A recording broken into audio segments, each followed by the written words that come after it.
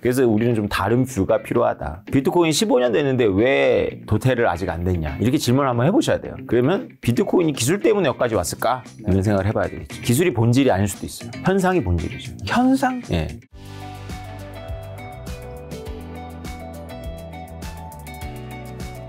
자, 이번에 출간하신 한국경제 긴급 진단에서도 이제 공동 저자로 한번 참석해 주셨는데, 여기서 책에서 CBDC가 나오면 암호화폐에 좀 어떤 영향이 있는 이야기 하시던데, CBDC 나오면 암호화폐가 뭐 망할 수도 있는 건가요? 뭐 그렇게들 많이 생각을 하죠. 네네. 근데 이제 이게 가정의 가정인데 네. 트럼프 대통령이 당선될 가능성이 어느 정도로 보냐의 문제인데 트럼프 대통령은 CBDC 반대를 분명히 선언했죠. 네, 달러 CBDC 반대를 분명히 선언했습니다. 그건 왜 그러냐면 트럼프 대통령 혼자만의 생각이 아니고 공화당 지지자들의 어떤 그런 표심을 반영한 건데요. 미국이 우리나라보다 그 온라인 뱅킹이 늦게 된 건 아시죠? 미국은 그 주마다 그 법이 다르고 그래서 우리나라처럼 이렇게 편리하지가 않았습니다. 네.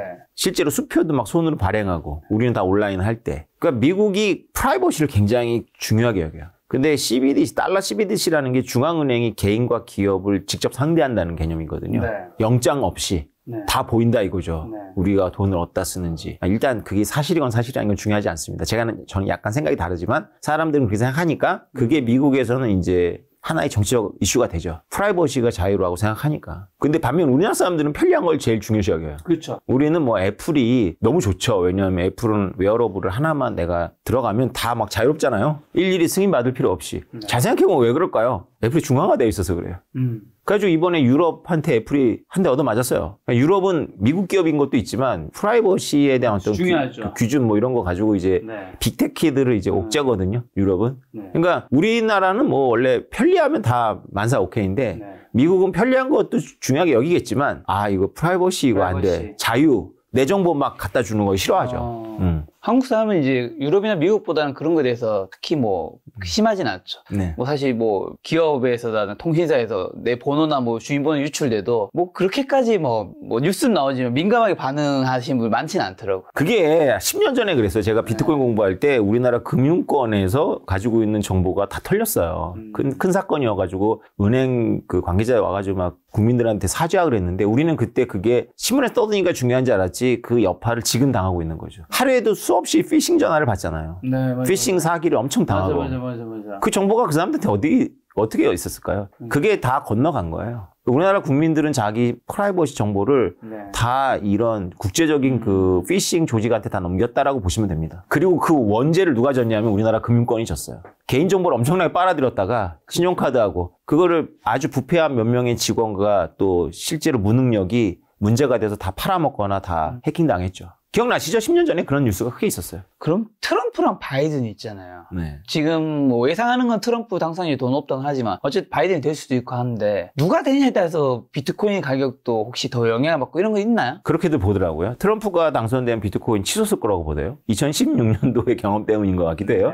2016년도 때의 말에 이제 트럼프가 의회에 당선이 되고 나서 막 그때 한참 한반도 힘들었잖아요. 막 북한이 핵 쏘는다고 막 못 쏘고 그랬는데 트럼프가 전쟁 불사 뭐 이런 비슷한 말을 하고 그래가지고 막 하다가 뭐 평창 올림픽 때 이렇게 됐지만 어쨌건 2017년 트럼프 1기 첫 번째 해에 비트코인이 날랐단 말이죠.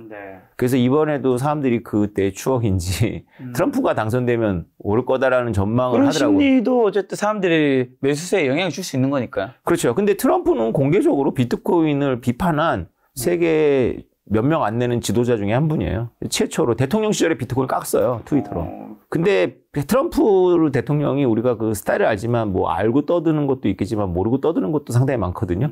그럼 이제 모르고 떠들어 놓으면 이제 밑에서 참모들이 이제 수습하고 이제 학습을 또 하면 그 양반이 IQ가 높대요. 그래서 학습도 빨리 해요. 그러니까 비트코인에 대한 학습을 했겠어요. 근데 지금은 좀 많이 학습하지 않았을까 생각이 드는데 트럼프에 대한 기대보다는 바이든 정부가 워낙에 지난 4년 동안 반 비트코인 정책이었어요. 그건 이유가 있어요. 지정학적인 이유가 있었어요. 왜냐하면 러시아가 우크라이나를 침공하려고 할 때 미국이 이제 스위프트 코드에서 너희 빼버리겠다라고 협박했을 때 푸틴 대통령이 비트코인을 언급하면서 우리 그럼 비트코인으로 원유 결제할까 이렇게 됐거든요. 근데 실제로 러시아하고 우크라이나 전쟁이 다른 전쟁하고 양상이 다른 게 미국이 직접 참전하거나 하지 않잖아요. 무기 대주고. 그다음에 러시아를 말려 죽이려고 이제 글로벌 기업들 빠져나오게 하고 뭐 이렇게 하고 있잖아요. 그러니까 대기업들이 블록체인이나 비트코인에서 뭔가 2020년도까지 준비하다가 딱 지난 2년 동안 침묵 모드로 들어갔어요. 최근에 다시 구글도 얘기하고 뭐 하겠다 이렇게 지금 이제 해빙되고 있는 거예요. 선거 해기 때문에. 근데 만약에 이제 바이든 2기가 된다. 그러면 이제 바이든 멤버들이 유지된다는 차원에서 그 비트코인을 테러 자금이라든가 규제 회피 수단으로 쓰고 있다라는 것 때문에 아마 더 강하게 규제할 가능성도 높죠. 그래서 아마 반사적으로 트럼프가 되면 치솟을 것이다 뭐 이렇게 얘기를 하는 것 같아요. 그렇게 보는 부분도 있겠네요. 자, 비트코인 나온 지 지금 어느 정도 시간 지난 거죠? 2009년도에 나왔습니다. 2009년도 1월 3일에 첫 번째 제너시스 블록이라고 하는데 15년이죠. 그럼 비트코인보다 더욱 진보된 암호화폐 생긴다면 비트코인 사라질 수도 있지 않냐는 질문도 있는데 어떻게 보면 도태된 기술은 역사적으로 사라지는 경우들이 되게 많았잖아요. 예를 들면 예전에 CD 같은 거 요즘 CD가 거의 사실 없어지고 딴 것들을 하듯이 혹시 비트코인도 여기 해당될 수 있을까요? 비트코인은 이제 개념이자 동시에 기술이기 때문에 그 비트코인에 대해서 공부하려면 그거를 극복을 해야 됩니다. 왜냐하면 이거는 새로운 기술이기 때문에 그런 의문이 당연하고요. 우리가 첫 번째 컴퓨터는 박물관에나 있지 뭐 그러니까요. 우리 사용하지 않지 않습니까? 사용하지 않죠. 그래서 실제로 이더리움이 블록체인 2.0이라는 캐치프레이즈를 갖고 마케팅을 해서 아주 덕을 봤죠. 사람들이 그 상식에 호소를 한 거죠. 비트코인 낡았다. 근데 이게 무한 순환이에요. 그럼 이더리움은 안 낡겠어요? 뭐 에이드하고 솔라나가 이더리움 킬러다 하고 나왔잖아요. 그러면 에이드하고 솔라나는 안 늙겠어요? 또 늙지? 한두 끝도 없어요, 그거는. 그 논리로 들어가면. 그래서 우리는 좀 다른 뷰가 필요하다. 비트코인 15년 됐는데 왜 도태를 아직 안 됐냐? 이렇게 질문을 한번 해보셔야 돼요. 그러면 비트코인이 기술 때문에 여기까지 왔을까? 이런 생각을 해봐야 되겠죠. 기술이 본질이 아닐 수도 있어요. 뭐가 본질이죠? 현상이 본질이죠. 현상? 예, 현상. 그래서 저는 비트코인을 발견하면 대부분의 사람들이 이제 젊은 이제 테키라고 하는데 기술주의자들이에요. 젊은 기술주의자들은 비트코인을 잠깐 발견하고 바로 기술로 넘어가죠. 그래서 더 빠르고 더 용량도 충분한 그런 플랫폼을 찾다가 이제 이더리움, 뭐 에이다, 솔라나 쭉 나가는 거거든요. 근데 저는 그런 기술에 대해서는 그다지 흥미가 많지 않았어요. 왜냐하면 그 기술이 해결할 수 있는 문제가 크다라고 보지 않았어요. 근데 비트코인 현상 자체는 너무 신기하고 재밌더라고요. 이게 왜 가치가 없는 걸 어떻게 사람들이 모여가지고 가치를 만들고 정부하고 기업들과 이런 데가 도와주지도 않고 계속 부정적인 얘기를 하는데 죽었다 싶으면 다시 튀어오르고 죽었다 싶으면 다시 튀어오르고 왜 이렇게 강한 거야 이게. 라는 관점을 기술의 문제가 아니라 인간 현상의 문제로 놓고 본 거죠. 그러면 이제 깨닫고 답이 오는데 제 주장이지만 뭐 깨달았다는 건 제 주장이지만 그러면서 느끼는 건 비트코인 화폐 현상이다. 화폐 현상이다. 비트코인 화폐 현상이고 화폐 현상 우리가 알고 있는 그 합리적인 경제적 동물을 가정에서는 답이 없어요. 아니, 화폐 현상 얘기해 주셔서 이전에 내셨던 더 그레이트 비트코인에서도 비트코인이 기술적으로도 뭐 뛰어나지만 더 중요한 건 인문학적 배경과 화폐 현상임을 분명히 알아야 한다 말씀해 주셨는데 이게 무슨 의미예요? 인문학적 배경, 화폐 현상. 이게 뭔데요? 화폐라는 게 뭐냐? 이런 질문을 사실 해야 되는데 우리가 지금 이거를 가지고 이제 떠들기는 너무 시간도 없고 그리고 이렇게 접근해 갖고는 답이 없어요. 근데 이제 간략하게 말씀드리면 우리가 뷔페에 들어가면 자기가 낸 돈만큼 즐기고 나오면 되지. 뷔페라 그래가지고 배 터지게 먹으면 그거 현명한 거 아니잖아요. 현명하지 않죠. 네. 그래서 저 그거 가기 싫어요. 왠지 아세요? 왜요? 현명하지 않은 선택을 하거든. 아, 그래요? 왜냐하면 뷔페를 가면 제가 생각하는 이제 쓸데없는 여러분 잠시 쉬어가는 코너. 예를 들면 서울의 좋은 뷔페들은 한 15만 원쯤 하잖아요. 그럼 이제 15만 원 정도면 바깥에서도 비싼 걸 먹는 거단 말이죠. 바깥에서 먹으면 비싼 음식이 고퀄의 음식이 딱 내가 먹고 배부를 수 정도의 분량이 나오겠죠, 당연히. 그럼 뷔페를 가면 이게 너무 많은 거죠. 그러다 보니까 퀄리티가 당연히 15만짜리 단품으로 나온 것보다 좋은 게 이만큼 나올 수는 없는 거잖아요, 수학적으로. 그렇죠. 떨어지겠죠. 떨어지지만 다양한 음식을 맛보게 하는 건데 문제는 거기 가면 단품 이상의 내가 돈을 냈으니까 저 해산물도 먹어야 되고 소고기도 먹어야 되고 돼지도 먹어야 되고 초콜릿도 먹어야 되고 간식도 먹어야 되고 커피도 먹어야 되고 결국 내 몸이 안 좋아지기 때문에 그렇죠. 항상 배가 너무 불러서 나와서 약간 괜히 뷔페 왔는데? 이런 느낌이 좀 들더라고요. 네. 작가님의 선택은 현명하지 않죠. 왜냐하면 경제학에서는 그거를 메모론가라고 보거든요. 뷔페를 들어갈 때 15만 원을 낸 게 의사결정이 끝난 겁니다. 그래서 거기서는 배부르게 먹으면 안 돼요. 딱 적당히 먹고 나와야 되는데 작가님이 인간 현상을 보여주신 거죠. 작가님처럼 이렇게 현명하고 똑똑하시고 지혜로운 분도 많이 먹잖아요. 많이 먹죠. 돈이 아까우니까. 그러니까 경제학자들은 어떡할까요? 경제학자 메모론가를 미련하다고 하지만 경제학자들도 자기 돈 내고 뷔페 갈 때 하고 남이 돈 내줘서 뷔페 갈 때 언제 더 많이 먹을까요? 이제 여쭤보는 거예요. 자기 돈 내고 가서 뷔페 먹을 때 남이 자기 돈이죠, 당연히. 그렇죠. 내 돈 나갔는데 그렇죠. 더 누려야죠. 근데 더 달라야 되나요? 경제학에서는 이거 다르면 안 되거든요. 다르면 안 되겠죠. 다르면 안 되는데 다르게 행동해요. 그러니까 우리가 뭘로 치고 있느냐면 인간들이 그렇게 합리적이지가 않아요. 금이 왜 금이냐? 그러면 금을 반도체로 우리 후손들이 쓸 거기 때문에 우리 조상들이 금을 금으로 여긴 건 아니잖아요. 금이 반짝인다고 착각을 하는데 금 안 반짝합니다. 황금은 누렇고 탁해요. 하지만 18K는 반짝이지 않나요? 약간 뭘 섞고 이렇게 해야 돼요. 금이 비싸니까 예뻐 보이는 거지. 예뻐 보이기 때문에 비싸다라는 생각은 착각인 거죠. 구리가 훨씬 더 좋을 수도 있어요. 만약에 이 미학적으로는. 저는 잘 모릅니다만. 그러니까 금은 되게 독특한 현상인데 한 가지 확실한 게 있어요. 금은 드물기 때문에 구하려면 누구든지 메모론가를 투입했어야 돼요. 그러니까 금 한 조각에는 우리 조상 때부터 수없이 누적된 메모론가가 들어있는 거예요. 그 메모론가로 금을 보면 조개 껍데기가 왜 화폐가 될 수 있는지가 이해가 됩니다. 조개 껍데기를 옛날 사람들이 화폐로 삼은 게 아니라 19세기까지 주요 화폐로 썼어요. 해양 무역에서는. 아무 가치도 없잖아요. 근데 그 균질한 조개 껍데기를 구하는 데는 노동이 들어가요. 그래서 화폐라는 건 메모론가를 얼마나 가지고 있느냐라는 정보의 문제였던 거예요. 비트코인은 채굴하는데 전기가 들어갑니다. 그리고 지금 비트코인이 6천만 원인데 지금 비트코인을 땅에 떨어진 비트코인을 1,000만 원 미만으로 줍는 사람은 아무도 없습니다. 이게 사운드머니예요. 신호죠, 신호. 그러면 짜장면은 왜 화폐가 안 되냐? 될 수 있어요. 짜장면 될 수 있는데 썩어서 안 되는 거예요. 그래서 썩지 않아야 되고 운반이 쉬워야 돼. 가벼워야 돼. 그 다음에 가분성, 소분할 수 있어야 돼요. 그 소분에도 수학적으로 등가가 돼야 돼요. 그게 금이 좋은 거거든요. 그런 거. 그다음에 그걸 대체 가능성이라고도 하는데 그리고 희소하고 이런 몇 가지 요소가 있는 물질들을 우리 조상들이 찾았어요. 근데 완벽하게 이런 요소들을 다 충족하는 그런 물질을 찾지는 못했죠. 부분적으로 충족하는 게 금인 거죠. 근데 이걸 완벽하게 충족하려면 그건 수학이어야 되고요. 그 수학이 우리의 디지털 시대를 살면서 만들어진 거죠. 그게 비트코인이죠. 그리고 또 비트코인은 세계 질서를 초월하는 자산이라고 하셨고 소유권에 대한 혁명으로서 자본주의 소유 개념을 뒤집는다 하셨는데 일단 세계 질서 초유한 자산은 어떤 의미인 거죠? 그건 이제 레리 핑크가 말씀드린 거를 좀 약간 극적으로 표현한 건데 우리가 앞으로 살아갈 시대는 지난 7, 80년처럼 미국이 항행의 자유를 보장하고 각 나라들은 미국에 대해서 무역 흑자를 내고 뭐 이러면서 이렇게 유지되던 그런 번영과 평화의 시대가 아닐까 가능성이 높아요. 그렇죠.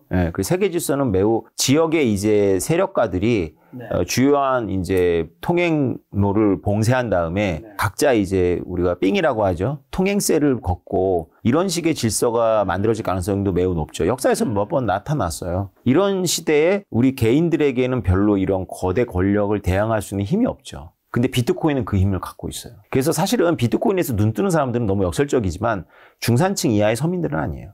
비트코인의 가치를 처음부터 알아본 사람들은 슈퍼리치들입니다. 슈퍼리치들. 왜 슈퍼리치들은 비트코인에 몰빵하진 않아요. 몰빵하지 않아도 되니까. 그렇죠. 그렇죠. 근데 자기의 자산 중에 일부는 비트코인처럼 모빌리티가 뛰어난 자산을 갖고 싶어 해요. 모빌리티라는 거는 경비행기를 이용해서 위기 시에 국경을 넘는 금을 의미하거든요. 근데 그 경비행기 격추당하고 그리고 이제 국경 검문에 걸립니다. 어차피 공항에 내려야 되기 때문에. 숨기려면 되게 힘들어요. 근데 비트코인은 국경 수비대나 이런 거를 의식할 필요가 없죠. 그렇죠. 금융권이 동결될 때도 비트코인은 동결할 수가 없으니까. 그래서 슈퍼리치들은 일부 다 맞죠. 보험 삼아서. 일론 머스크예요. 일론 머스크의 테슬라도 아직도 비트코인 많이 갖고 있습니다. 약 3억 달러어치 갖고 있더라고요. 그게 많이 팔았는데도. 비트코인 슈퍼리치들을 위한 것인데 일반 개인들이 관심 가져야 되는 이유 뭘까요? 정말 중요한 질문입니다. 고우의 해바라기는 가난한 사람이 갖고 있을까요? 부자가 갖고 있을까요? 해바라기요? 고우의 해바라기 한 수백억인데. 가난한 사람한테는 당연히 있을 수가 없고 박물관에 있거나 엄청나 근데 부잣집에 있거나 어디에 있나요? 부잣집에 지하 벙커에 있겠죠.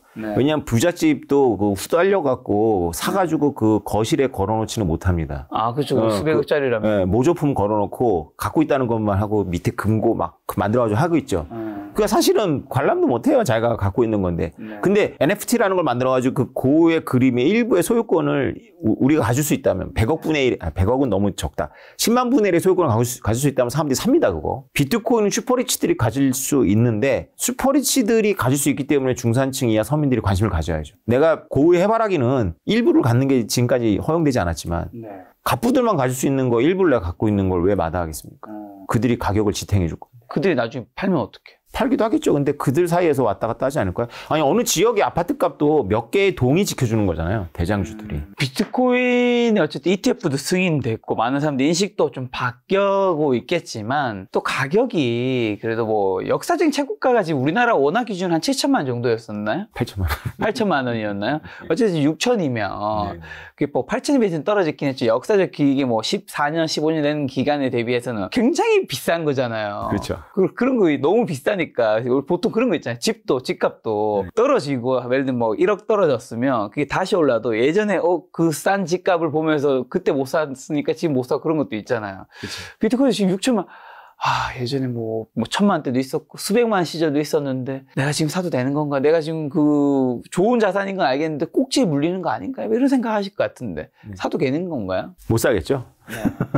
비트코인 힘들 겁니다. 왜냐하면 6천만 원이라는 가격이 주는 그 의미가 있잖아요. 그렇죠. 내가 하나를 모으려면 6천만 원을 지금. 그렇죠. 뭐 쪼개서 살 수는 있지만 어쨌든 한 개는 6천인데. 다 보통 하나를 갖고 싶죠. 그러니까 엄두가 안 나죠. 네. 왜냐하면 이제 1비트코인을 중산층 이하 서민이 중산층한테 6천만 원은 있는데. 이거를 비트코인 산다? 그렇죠. 야, 이거는 부담스럽죠. 그렇죠. 왜 그러냐면 그만큼의 확신이 없기 때문에 그런 거예요. 제가 알기로 우리나라 평균 순자산인가 그게 한 4억인가 뭐 그렇게 봤었거든요. 근데 거기서 6천이면 부동산을 빼고 가능한 건 훨씬 작죠. 훨씬 작아요. 그래서 6천만 원을 한국의 중산층이 털어갖고 비트코인 사는 거를 지금 하기에는 좀 어려운데 가격이 오를 거를 믿더라도 떨어지는 게 한도 끝도 없을 것 같으니까 공부가 안 되어 있으니까 그런 거거든요. 네. 비교적 안전한데도 그렇게 못 하시더라고요. 네. 그래서 이제 우리가 10년 전에, 그러니까 한 5, 6년 전에는 눈을 떴어야 돼요. 그때가 찬스였던 거지. 한 1,000만 원, 2,000만 원 왔다 갔다 할 때. 그때는 이제 몇 개 정도 살 수 있었겠죠. 그래서 이제 걱정되는 건 비트코인이 이렇게 주류화되고 슈퍼리치들이 사고 기업들이 사는 마당에 개인들은 소외되니까 개인들이 찾는 게 이제 알트거든요. 그렇죠. 예, 싼 거. 우리가 약 많이 주면 기분 좋잖아요. 약 많이 주는 거. 그러니까 아주 효과 있는 약 하나를 딱 주면서 100만 원 딱 하면 되게 비싸다 그러는데 한 10만 원도 약 이만큼 줘요. 효과가 있건 없건 뭐 배부르잖아요. 그게 알트코인 현상이거든요. 예.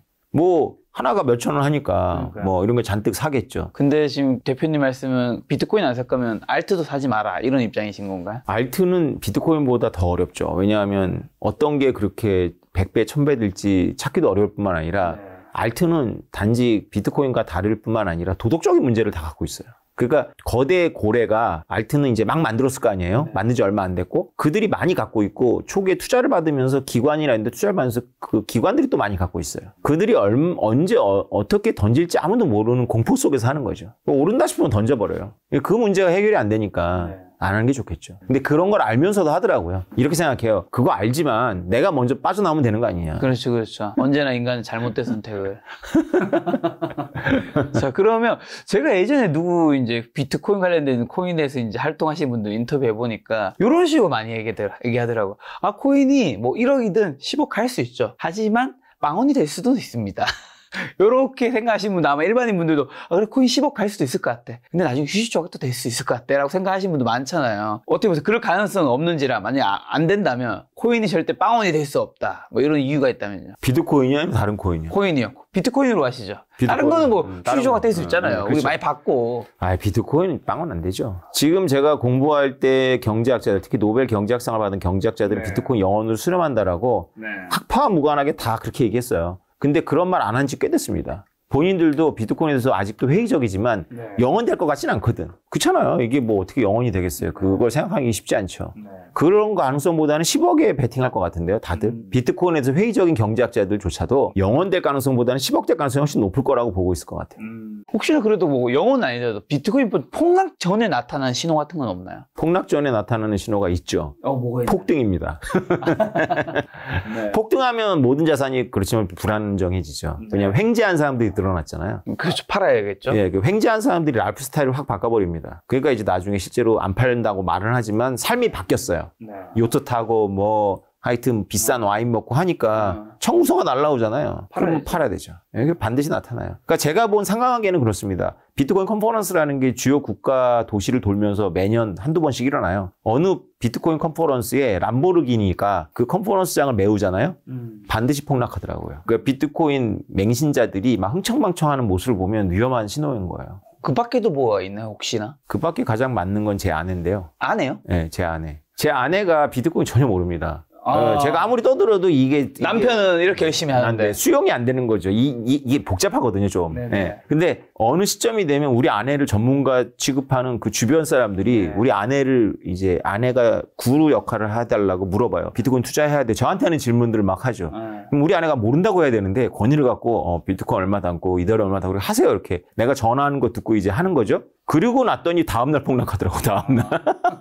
그리고 몇 개월 지나서 또 한 번 그래서 제가 느낌이 안 좋아서 일단 좀 바꿨거든요, 현금으로. 일주일 안에 폭락하더라고. 크게 폭락하더라고. 그래서 그게 우리 아내의 현상이 아니라 네. 우리 아내한테 주변 사람들이 물어볼 정도가 되면 예. 그렇죠. 이게 다들 좀 뭔가 이게 붕 뜬 거죠. 그 약간 주식시장에서 구두방에서 이제 구두 닦는 아저씨가 이제 주식에 대한 이야기를 하고 막 물어볼 때 그 약간 이야기랑 비슷한 거네요. 네. 야, 근데 사모님도 남편분을 못 믿는데 우리가 대표님을 믿어도 되는 걸지. 그런 생각은 들어요. 그렇죠. 근데 우리 아내가 지금 저를 확실히 믿거든요. 특히 이제 지금 믿어요. ETF가 승인되고 나서는 거의 지금 저를 현자 취급하고 있습니다. 그러니까 ETF 전에는 네네. 돈으로만 본 것 같아요. 그래서 그냥 돈 달라고 비트코인 팔아서 빨리 돈 달라고 하더라고요. 네네. 근데 ETF가 딱 승인된 날부터는 완전히 태도가 바뀌던데요.